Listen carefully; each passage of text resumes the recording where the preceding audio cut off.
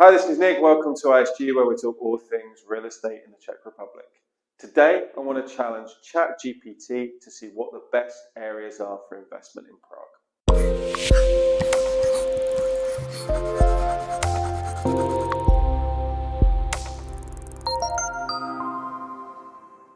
I've been using the ChatGPT AI for quite some time now to try and help with various things. And recently I've been training it on the areas of Prague and things to do with property investment and previous performance. After doing a lot of the training, I'd asked ChatGPT what it felt were the best areas for investment in Prague.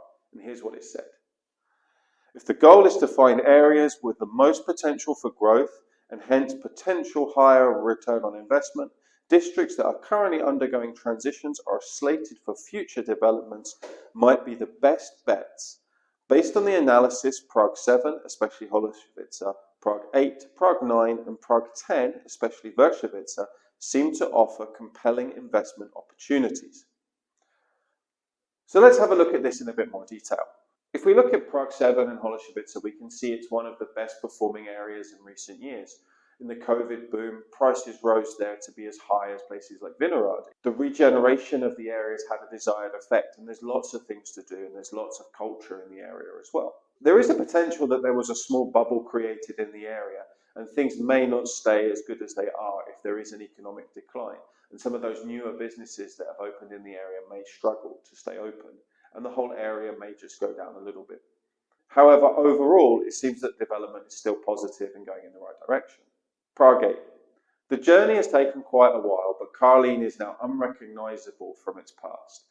There is now very modern buildings there, a real mix of residential and commercial developments, and it's really interesting to see the difference.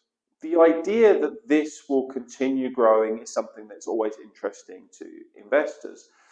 It's quite difficult for it to continue to grow and make the leap into Palmovka, for example, or other parts of Liben. But this is what investors will be trying to look at. Again, in the current economic climate, it's hard to see that so much investment would be made around these areas and it will continue to grow.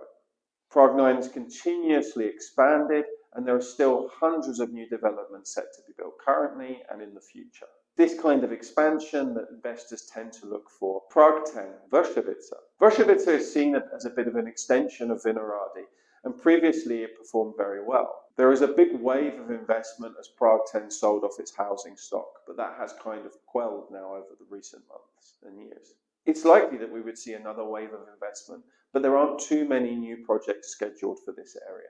In our next video, I'm going to tell you if I agree with some of these comments and also add in some of my own which I think were forgotten. Thanks for watching. See you again soon.